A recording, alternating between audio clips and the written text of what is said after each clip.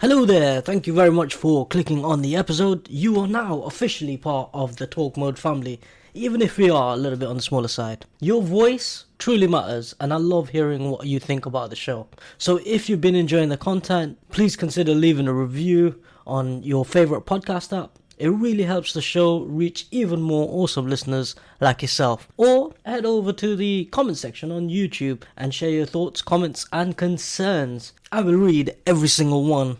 And now, let's get on to the episode.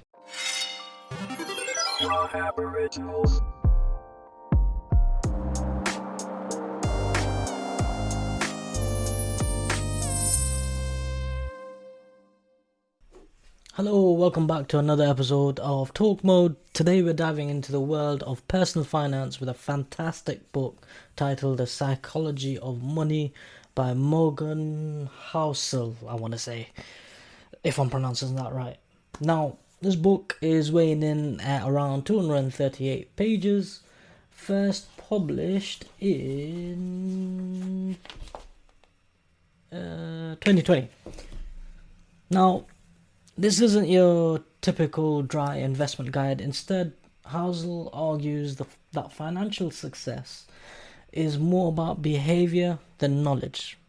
So, join me as we explore the fascinating psychology behind our money decisions. At the heart of the psychology of money lies the idea that our financial behaviors are driven by emotions, experiences, and biases more than cold hard logic. The author highlights how these biases can lead us astray, causing us to make decisions that aren't in our best financial interest. The book delves into various biases like overconfidence, anchoring, focusing too much on initial information, and the gambler's fallacy, believing past events influence future outcomes. Housel explains how these biases can cloud our judgment when it comes to saving, investing, and managing our finances. But fear not, the psychology of money isn't all doom and gloom. Housel offers a treasure trove of practical advice to help us overcome these biases and make sound financial decisions.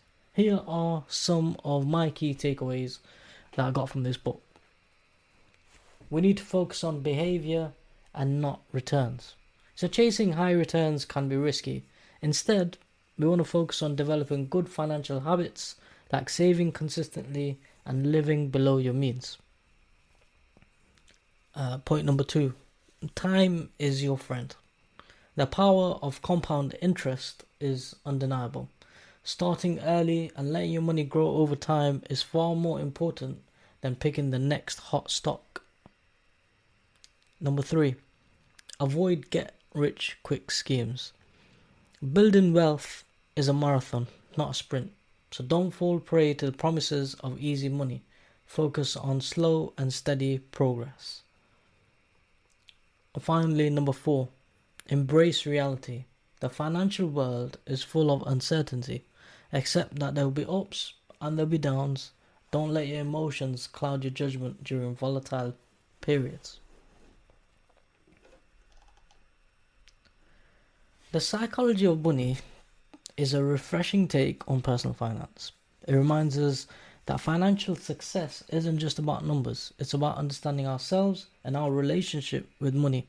By recognizing our biases and adopting healthy financial behaviors, we can all make smarter decisions and achieve our financial goals. Now, when I first started reading this book, I thought it was very heavily focused on stocks. And because I'm not that into that, it took me a while to get through it, even though it's a fairly short book.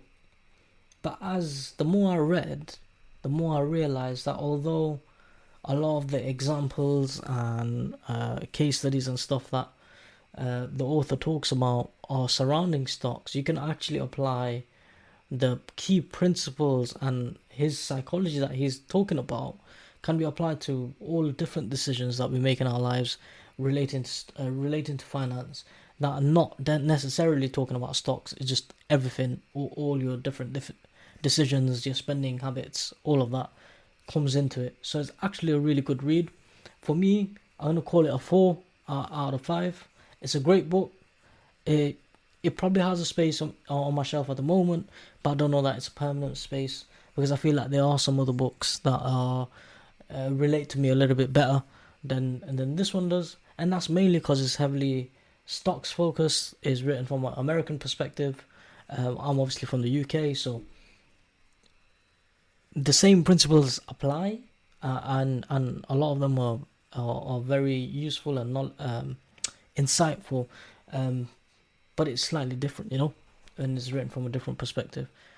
Overall, I think it's a good book, and if you are looking to improve your finances and make better decisions in that space in your life, I'd definitely give this a go and see and persevere through it, because you might find it a little bit difficult, like I did, if you're not into stocks and stuff. But I think overall, it's given me some really good lessons on wealth and happiness when talking about finances, really. So yeah, worth a read. Thank you guys so much for listening. As always, keep reading. Take care. Goodbye.